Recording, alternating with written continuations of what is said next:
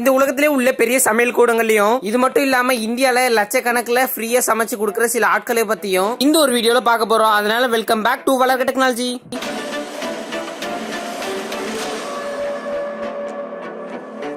முதல்ல பார்க்க போறது அக்ஷய பாத்திரம். இது வந்து பாத்தீங்கன்னா பெங்களூர்ல இருக்குங்க. கிட்டத்தட்ட 20 லட்சம் மாணவர்களுக்கு ஃப்ரீயா கொடுக்கணும்ன்ற ஒரு எண்ணத்துல நான் ப்ராஃபிட் அசோசியேஷன் மூலமா நடக்குதுங்க. அதாவது இவங்க செய்யற எந்த சாப்பாட்டுக்குமே காசு வென்றது ஒன்றும் வாங்கவே மாட்டாங்களாம். இவங்க பசங்களுக்கு தானே செய்யறாங்க, ஏனோ தானே செய்ய மாட்டாங்க. எல்லாமே ஹைஜீன் முறையில செய்யப்படுது. கையில கிளவுஸ் மாஸ்க் எல்லாம் போட்டுட்டு செய்வாங்க. கிட்டத்தட்ட ஒரு மாசத்துக்கே பாத்தீங்கன்னா 75,000 ஸ்டூடெண்ட்ஸ்க்கு சமைச்சு இவங்க தருவாங்களாம். இது மட்டும் இல்லாம செஞ்ச சாப்பாடு வேன்ல எல்லாம் எடுத்துட்டு போய் டெலிவரி செய்யறாங்க. ஸ்டூடெண்ட்ஸ்னா காலேஜ் ஸ்டூடெண்ட்ஸ் இல்லைங்க, சாதாரண ஸ்கூல் ஸ்டூடெண்ட்ஸ் இந்த அனாதையா இருப்பாங்க பாத்தீங்களா, அந்த பசங்களுக்கும் இவங்க கஷ்டப்பட்டு சமைச்சு அதை எடுத்துட்டு போறாங்க.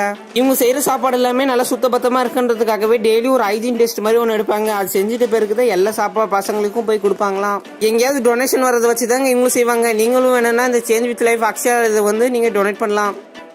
நம்ம ரெண்டாவது பார்க்க போறது ஓணம் சத்யா. அப்படின்னா ஒன்றும் இல்லைங்க, இவங்க வந்து பாத்தீங்கன்னா ஒரு பெரிய கேட்டரிங் மாதிரி வச்சிருக்காங்க. விநாயகர் கேட்டரர்ஸ் அப்படின்றவங்க தான் இவங்க பாத்தீங்கன்னா கல்யாணத்துக்கு காது குத்துக்கு எல்லாத்துக்குமே சமைப்பாங்க. ஆனா எந்த வித மிஷின்ஸும் இல்லாம இவங்க எல்லாமே பாரம்பரியமா பெரிய பெரிய குண்டா அண்டான வச்சு கையிலேயே எடுத்து சமைச்சிருவாங்க. இது மட்டும் இல்லாம அவங்க செய்யற எல்லா உணவும் பாத்தீங்கன்னா கோயில்ல பாத்தீங்கன்னா எல்லாம் ஃப்ரீயா தருவாங்களாம். இது மட்டும் இல்லாம அவங்க ஓணம் பண்டிகைக்கு ஒரு ஸ்பெஷல் உணவே போடுவாங்களாம். இது மட்டும் இல்லாம கல்யாணத்துக்கெல்லாம் 15 ஐட்டத்தோட சூப்பரான சமையல் போட்டுருவாங்களாம். இது வந்து பார்க்க செம வேற லெவல் டேஸ்டா இருக்கும் அவங்க சாப்பிட்டவங்க சொல்லிருக்காங்க.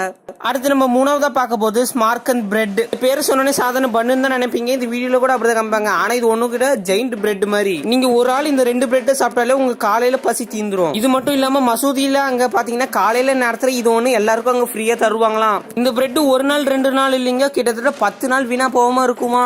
இந்த ஒரு பிரெட் நீங்க சாப்பிட்டீங்கன்னா வேற லெவலா இருக்குதாங்க நீங்க சொல்லுவீங்க, ஏன்னா அவ்வளவு டேஸ்டா இருக்குமா. அடுத்து நம்ம பார்க்க போது ராஜஸ்தான்ல உள்ள குலாப் அல்வா.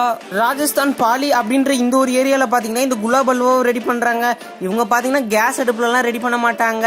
பாரம்பரியமா இருக்கணுமேன்றதுக்காக நிலக்கரியில தாங்க ரெடி பண்ணுவாங்க. நிலக்கரின்றது சாப்பிடறதுக்கு இல்ல சமைக்கிறதுக்கு. இவங்க பாத்தீங்கன்னா டெய்லியும் மாட்டுக்காரன்ட்ட வாங்குற ஃப்ரெஷ்ஷான நேச்சுரல் பால்ல தாங்க இவங்க யூஸ் பண்ணுவாங்களாம். இது மட்டும் இல்லாம இவங்க செஞ்சதெல்லாம் பாத்தீங்கன்னா தட்டு தட்டா செஞ்சுட்டு அது ஒரு இதுல கடையில போய் இது மாதிரி தான் கொடுப்பாங்களா. இவங்க கடையெல்லாம் பாத்தீங்கன்னா பெருசாலாம் இருக்காது, சாதாரணமா ஒரு பொட்டி கடை மாதிரி தான் இருக்கும். அதுவும் இன்னைக்கு வரைக்கும் ஒரு பேப்பர்ல வச்சுதான் இது எல்லாருக்கும் கொடுக்குறாங்களாம். இதை சாப்பிட்றவங்க எல்லாம் சொல்றது ஒன்னே ஒண்ணுதான், வேற லெவல் டேஸ்டா இருக்குன்னு தான். நீங்களும் அந்த சைடு போனீங்கன்னா சாப்பிட்டு பாருங்க. அடுத்து நம்ம பார்க்க போறது லேம்பா மார்கோபா. இது என்ன ஸ்வீட்டாடா அப்படின்னு கேட்டீங்கன்னா இது ஸ்வீட் இல்லைங்க, இது ஒரு காரமான டிஷ். இவங்க பாத்தீங்கன்னா பாரம்பரியமான ஒரு அடுப்புல இவங்களே செஞ்சு பண்றாங்க. அதாவது ஒரு டனல் மாதிரி ரெடி பண்ணிட்டு அதுல மேங்கோவா லீஃபை வந்து சைட்ல எல்லாம் வச்சுட்டு அப்புறம் கல்லை வச்சுக்கிட்டு அதுக்கப்புறமா அதுல வந்து பாத்தீங்கன்னா ஆட்டு இறைச்சியை நல்ல ஒரு மசாலா கலந்துட்டு அதுல வேக வச்சு ஷவர்மா மாதிரி தருவாங்க. இந்த அடுப்புக்கு பாத்தீங்கன்னா மூடியெல்லாம் இல்லைங்க, பார்த்து அப்புறம் மண்ணு அந்த கல்லை மட்டும் தான் போடுவாங்க. அதுக்கப்புறம் பாத்தீங்கன்னா இதை சாதாரணமா ஷவர்மா மாதிரி ரொட்டியோட சேர்த்து சாப்பிடுவாங்க. அப்படி இல்லைன்னா சில பேர் நார்மலாவே சாப்பிடுறாங்க. இது சாப்பிட்றவங்க எல்லாம் சொல்றது சோ வாவ். இதுக்காகவே மக்கள்லாம் பாத்தீங்கன்னா காலையிலேயே மெக்சிகோல வந்து லைன் கட்டி நின்றுவாங்களாம். அடுத்து நம்ம பார்க்க போது ஸ்பைசி சிக்கன் சாஸ். கிட்டத்தட்ட ஒரு நாளைக்கு 1700 கிலோ போட்ட சிக்கனை தாங்க இங்க சமைப்பாங்களா.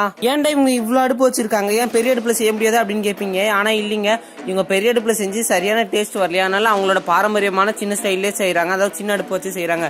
இது மட்டும் இல்லாம அவங்க கேஸ் அடுப்பு தான் யூஸ் பண்றாங்க. ஆனா அந்த பாரம்பரிய டேஸ்ட் வந்ததுக்காக சின்ன சின்ன கட்டைகள் எல்லாம் போட்டு அந்த ஒரு டேஸ்டையும் அந்த சாப்பாட்டை கொண்டு வர வைப்பாங்களாம். இது மட்டும் இல்லாம அவங்களோட சீக்ரெட் இன்கிரீடியன்டான ஒரு சாஸ் எடுத்து அதுல ஊத்திட்ட பிறகுதான் அது ஒரு கலவையா செய்வாங்களா. அது செஞ்சுட்டு மக்களுக்கு கொடுத்தா அவங்க சாப்பிட்டு சூப்பரா இருக்குன்னு சொல்லுவாங்களாம். நம்ம அடுத்ததா பார்க்க போறது கோல்டன் டெம்பிள். இது எங்க இருக்குன்னு பாத்தீங்கன்னா பஞ்சாப்ல தாங்க இருக்கு. இந்த கோல்டன் டெம்பிள்ன்றது ஒரு கோயில்ல வந்து ஃப்ரீயா சாப்பாடு தர்றதான். நீங்களாம் கேட்கல என்னடா ஒரு வேளை தருவாங்களா அப்படின்னு. ஒரு வேளை இல்லைங்க, கிட்டத்தட்ட 3 வேளையும் ஃப்ரீயான சாப்பாடு தருவாங்களாம். இவங்க வந்து வேலை செய்யறதுக்கு நிறைய வாலண்டியர்ஸ், அதாவது சாப்பிட்டவங்களே நம்மளுக்கு வந்து இங்க வேலை செய்வாங்களாம். இங்க கிட்டத்தட்ட ஒரு வருஷத்துக்கு கிட்ட 11 லட்சம் பேர் வந்து இங்க சாப்பிட்டு போவாங்களாங்க. இவங்களோட அடுப்புலாம் பாத்தீங்கன்னா செம்ம பயங்கரமாவும் பிரம்மாண்டமாவும் இருக்குங்க. இவங்களோட அடுப்பு எல்லாமே பாத்தீங்கன்னா ரொம்ப பெருசா பார்க்க நல்லா குளிகுலியா இருக்குங்க.